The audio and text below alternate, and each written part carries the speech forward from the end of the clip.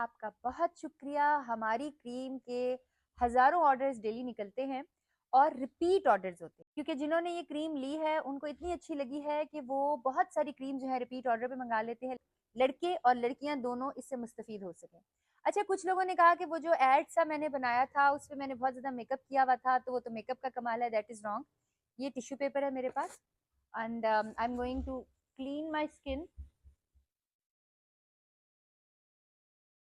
आप ये देख लें, I am wearing nothing on my skin right now. कि ना, जब मैं अभी टर्की से वापस आ रही थी तो मैंने जहाज से वाइप्स लिए थे। So I am opening these wipes और ये बहुत ज़्यादा वेट वाइप्स हैं। Now let's try them too. ये देखें, I am not wearing anything on my skin. This is just that cream that glows my skin so much. ये मेरे लिए दुआ करें और ये सब कुछ मेरी बहनों का रिस्क हलाल भी है। जज़ाकल्लाह।